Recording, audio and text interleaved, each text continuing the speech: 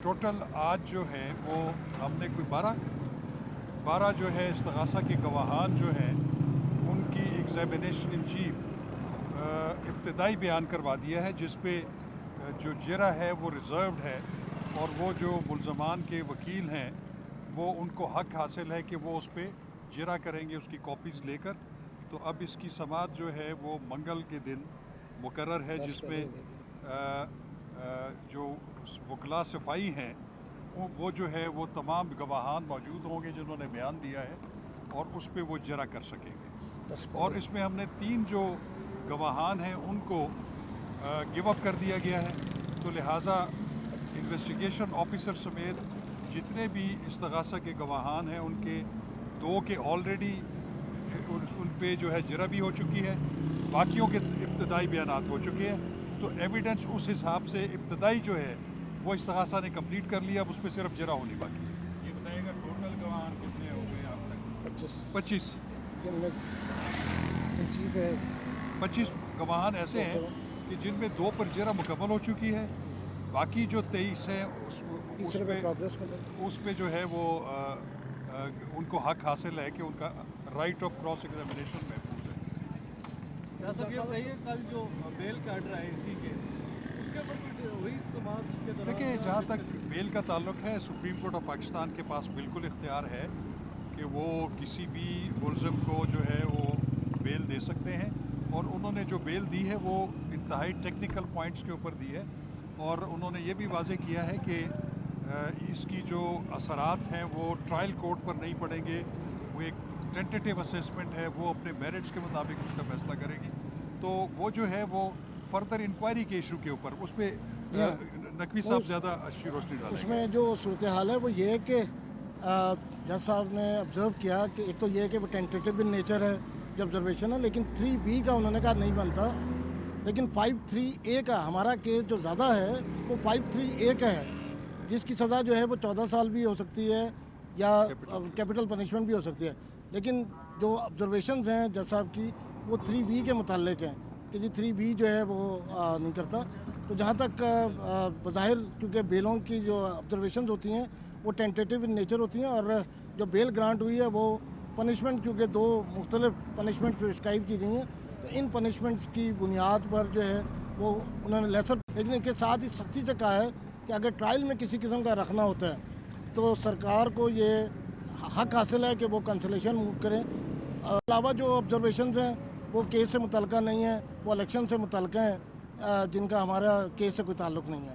ضمانت کی منسوخی جو ہے وہ اس کے لیے سپریم کورٹ جانا پڑے گا یا اسی؟ نہیں، اس میں جیسا آپ نے یہ کلیریفائی نہیں کیا، لیکن جب بھی آپ کینسلیشن موو کرتے ہیں اور کوئی وائلیشن ہوتی ہے تو پھر آپ کو نیچلی عدالت ٹرائل کورٹ سے موو کرنا پڑتا ہے۔ ٹرائل کورٹ آج جو ٹرائل ہوا ہے کتنے گھنٹوں پر مشتمل تھا؟ آج تو صبح تقریباً 9:15 بجے سے شروع ہوا ہے، اور ابھی آپ دیکھ لیں ابھی تھوڑی دیر پہلے ہی ختم ہوا ہے 5 بجے 4:30 5 بجے تک، تو آپ اندازہ لگا لیں کہ تقریباً 10 گھنٹے 8-10 گھنٹے۔ باقی اس میں ایک وضاحت ہم اور کر دیں کہ ایک بات اور ہے کہ جو کہ ان کیمرہ ٹرائل کے متعلق کچھ بات ہو رہی ہے، تو اس میں اسلام آباد ہائی کورٹ کا بھی جو فیصلہ تھا وہ بھی یہی تھا، بلکہ جو سنگل جج کا فیصلہ تھا انہوں نے بھی یہی کہا تھا کہ جہاں جہاں پہ آپ کو ضرورت ہوگی پبلک کو ایکسکلوڈ کرنے کی تو وہ اس سٹیج کے اوپر کورٹ جو ہے وہ ایکسکلوڈ کر سکتی ہے۔ کیمرہ کریں گے کبھی اوپن کریں گے؟ ہاں، یہ بالکل اس کی گنجائش موجود ہے کہ آج بھی کچھ شاید لوگ موجود تھے وہاں پہ جنہوں نے کور کیا، اور وہ اسی لیے تھا چونکہ ابھی ابتدائی بیان ہو رہا تھا، ابھی کراس ایگزامینیشن نہیں ہوا، تو اس میں کوئی ایسی سینسٹیوٹی انوالو نہیں تھی، لیکن جہاں پر بھی کورٹ محسوس کرے گی یا پروسیکیوشن محسوس کرے گی کہ کسی میں بہت سینسٹیو چیزیں سامنے آ سکتی ہیں جس سے ہمارے فارن ریلیشنز یا ڈپلومیٹک ریلیشنز کمپرومائز ہو سکتے ہیں، تو اس کے اوپر پھر ایکسکلوژن کی جا سکتی ہے۔ تو کسی وقت یہ ان کیمرہ بھی ہوگی اور کسی وقت اوپن بھی ہوگی۔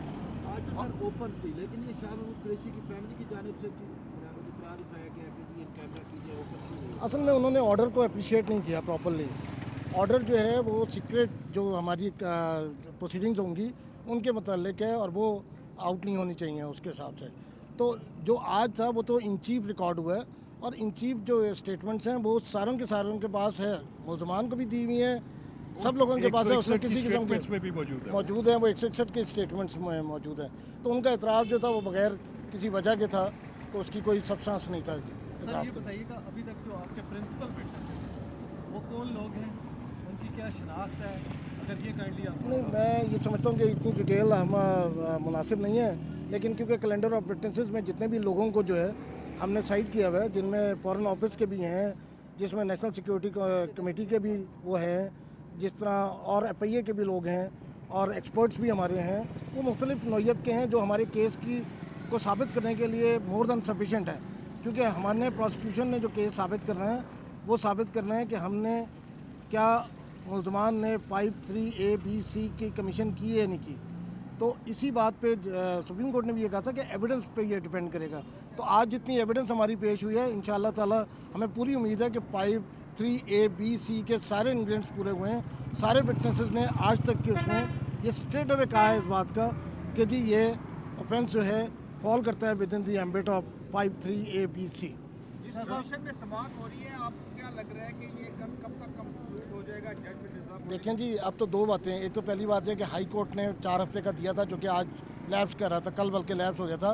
लेकिन कल अगर आप सुप्रीम कोर्ट का ऑर्डर देखेंगे तो उन्होंने भी कहा है कि पेकिश जल्दी से जो है ट्रायल हो, फ़ौरन का फ़ौरन, और अगर कोई बंदा रखना डालता है तो फिर उसको जो है कैंसिलेशन आप मूव कर सकते हैं अगर डिफेंस की साइड से हो। तो आज प्रोसिक्यूशन ने अपने सारे विटनेसेस लाए हुए थे, सारे एग्जामिन हुए, इन चीफ हुआ। अब ट्यूसडे को रखा है कि जो क्रॉस एग्जामिनेशन करें, तो क्रॉस एग्जामिनेशन कंप्लीट होता है तो हमारी तरफ से एविडेंस सारी कंप्लीट है। और भी वजाहत कर दें कि ये अदालत और इवन जो वकला सफाई हैं उनकी सहूलत के लिए भी है कि वो ये जितनी भी इब्तदाई बयानात हुए हैं तमाम विटनेसेस के, वो उसकी कापीज़ लेंगे, उस पर भरपूर तैयारी करेंगे और तैयारी के साथ जो वो जरा कर सकेंगे। तो मैं समझता हूँ कि उनको ज़्यादा अच्छा मौका मिलेगा अपना जो है वो जरा करने का। केस का बात होगी जो मंगल को, वो क्या ओपन होगी या वो देखा जाएगा कि कौन से गवाहान हैं जिन पे जरा होनी है। अगर उनकी गवाही में कोई ऐसी सेंसिटिविटी इन्वॉल्व है जिसमें कि हमारी जो है वो फॉरेन जो पॉलिसी है वो कंप्रोमाइज़ हो सकती है, तो उस पर फिर कोर्ट या प्रोसिक्यूशन ये देख सकती है। लेकिन अदरवाइज़ जो है अगर कोई ऐसी सेंसिटिविटी इन्वॉल्व ना हुई तो वो बिल्कुल उसको मीडिया में इजाज़त आने की इजाज़त होगी। जैसा केस का जो मेन एविडेंस है वो साइफर की मास्टर कॉपी है, क्या वो रिकवर हो चुकी है मुल्ज़मान? देखिए ये बात जो है वो बहुत टेक्निकल बात है, तो वो जो ट्रायल के दौरान ऐसी बातें सामने आएंगी तो उसका मुनासिब जवाब देंगे। जिस दिन से चार्ज फ्रेम हुआ है उस दिन से मुल्ज़मान के वकील अदम हाजिरी के रहते हैं, लीगल केसेस में रहते हैं। आज भी उनका मेन डिफेंस यही था कि सीनियर कौंसल नहीं। तो अगर आगे भी इसी में चलता है क्रॉस एग्जामिनेशन की हेयरिंग में, तो क्या देखिए बात यह है कि जो ज़ाब्ता फौजदारी है वो बिल्कुल एक बात क्लियर करता है। वो ये कहता है कि जो शहादत है वो मुल्ज़मान की मौजूदगी में रिकॉर्ड की जाएगी। तो मुल्ज़मान मौजूद थे और उनको एम्पल मौका भी दिया गया कि आप अपने वकला को भी हाज़िर कर दें, और कुछ वकला आए भी थे और वो कुछ एक दरख्वास्तें दे के चले गए। लेकिन हम आपको बिल्कुल ये यकीन दिलाते हैं कि हम इंश्योर कर रहे हैं कि उनका जो हक़ के दिफा है और उनको जो जरा करने का जो राइट है वो महफूज है। वो मंगल से जो है वो उनके वकला आए और मुनासिब जो है उस पर आके अपनी जरा कर सकते। और अगर वो नहीं करते तो law will take its own course. फौजदारी उसमें